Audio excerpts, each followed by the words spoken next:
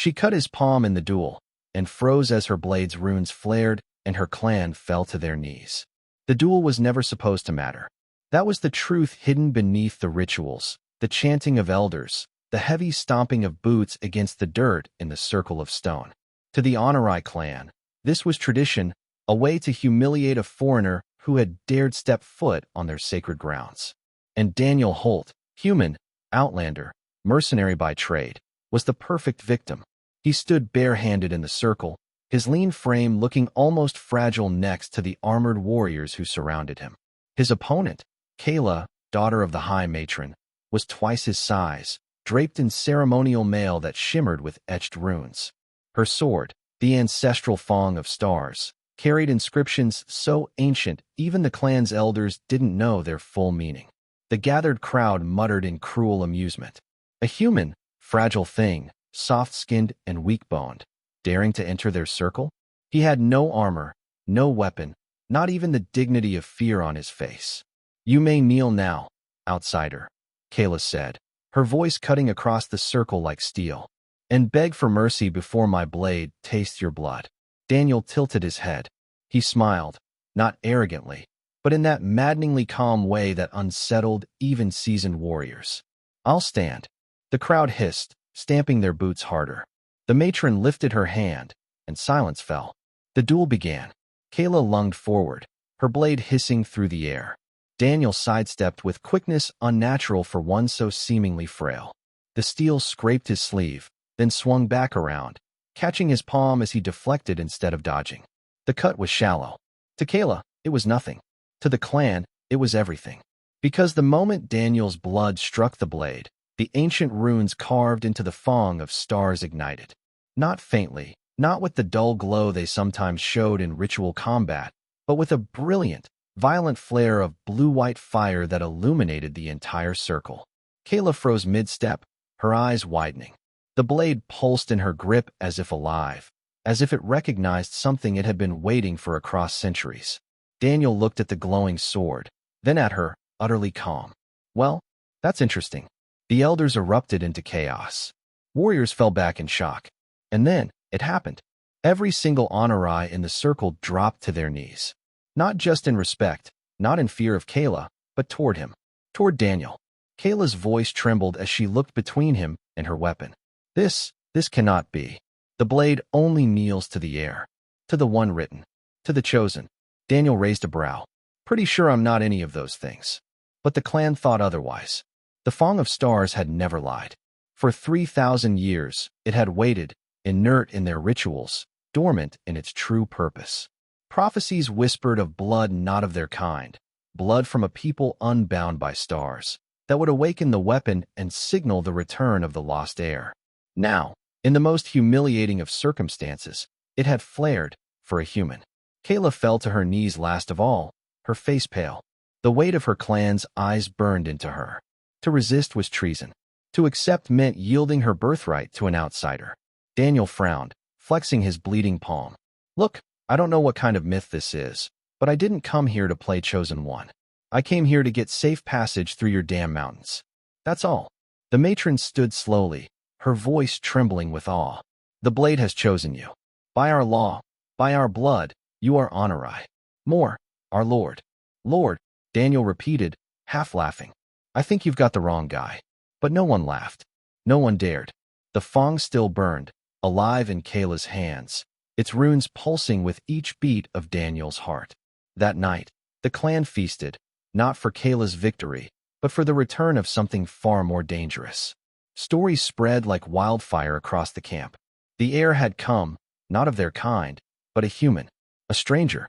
Daniel sat uncomfortably at the head of the table, offered food and drink he barely touched. Every gaze was on him, some reverent, some suspicious, many simmering with resentment. He could feel Kayla's stare most of all, fury veiled under forced composure. "You humiliated me," she whispered when the noise of the hall covered her words. "That blade was mine. My birthright. I didn't ask for it," Daniel said, voice low. "Then refuse it." He met her eyes. "Can I?" She faltered. They both knew the answer. The Fong had never flared falsely. Daniel leaned back, sighing. He was no stranger to being out of place. On Earth, He'd been a soldier without a war, a man built for battle in a time that had little need of him. He'd wandered the colonies, sold his skills to merchants, guards, anyone who could pay. And now, by some cruel twist of fate, he was caught in the middle of someone else's prophecy. By the third night, rumors spread beyond the camp. Other clans would hear soon. Already, delegations came to see the human who bore the Fong's mark. And with them came whispers of war. Kayla cornered him in his tent. She looked less like the fierce warrior he'd fought, and more like a woman at war with herself.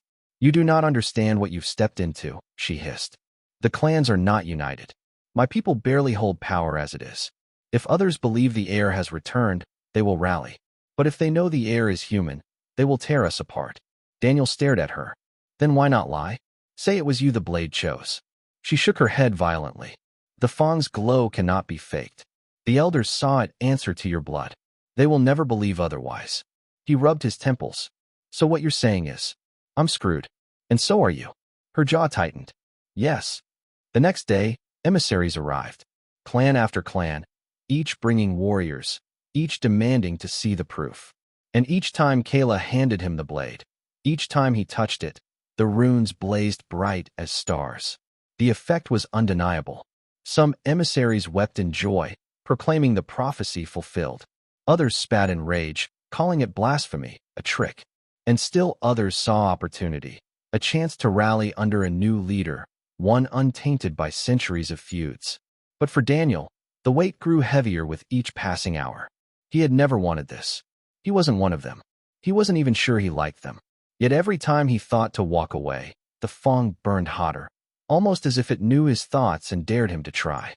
By the end of the week, the first assassination attempt came. A spear hurled from the shadows of his tent. Daniel caught it by reflex, spinning it to the ground. Kayla burst in a moment later, sword drawn. "You see," she said bitterly, "this is what you've brought. Blood. Always blood." Daniel didn't argue. He'd seen it before, on Earth, on colony worlds. Power never came without blood. But what caught him was not the attack. It was how Kayla stood between him and the next assassin who came charging through the tent. She fought like fury incarnate, her blade flashing, her body moving with deadly precision. She defended him. Later, as they stood over the bodies, Daniel asked, "Why protect me? I thought you hated this." Her chest rose and fell with ragged breath. "I do. But the Fong chose you. And my clan bows to the Fong." He studied her, then said quietly, "Or maybe you're starting to think it didn't make a mistake." Her eyes flashed, but she didn't answer. Weeks bled into months. Word spread across the mountains and beyond. Daniel, reluctant as he was, found himself leading, not with speeches or decrees, but by surviving every trial thrown at him. When raiders attacked, he stood with the warriors. When famine struck, he helped distribute supplies, even sharing his own. When rival clans tested him, he met them with steel and won. And each time, the Fong blazed brighter. The Honorai began to believe, not just in prophecy, but in him. Even Kayla, who had once cursed his very name, began to fight at his side without hesitation. And somewhere along the way, she stopped calling him outsider. One night, as they stood on the cliffs watching torches burn in the valley below, she asked softly, "Do you ever wonder if the Fong didn't choose you for us, but for itself?" Daniel gave her a sideways look. Meaning? She hesitated. Meaning maybe it wasn't about prophecy.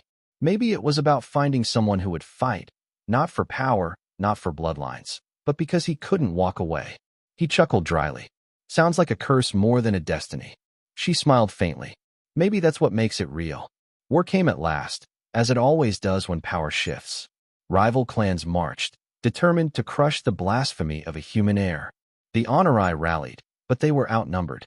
On the eve of battle, Kayla brought him the Fong.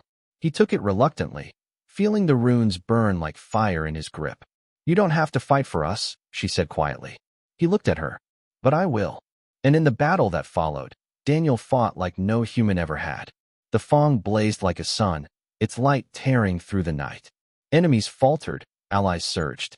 For every strike he made, Kayla was there, her blade flashing beside his. Together, they carved a legend into the mountains. When the dust settled, when the enemies lay broken and the valley echoed with the roar of victory, the Honorai fell to their knees once more. Not in fear, not in ritual, but in true, undeniable loyalty. Daniel Holt, the human who had come seeking nothing but passage, had become the heir of a prophecy he never asked for. He stood there, bloodied, weary, looking down at the Fong's still burning ruins. He wanted to laugh, to curse, to walk away. But instead, he looked at Kayla, who was watching him with fire and something softer in her eyes. And for the first time, he didn't feel like an outsider. For the first time, he felt like maybe, just maybe, the blade hadn't made a mistake after all.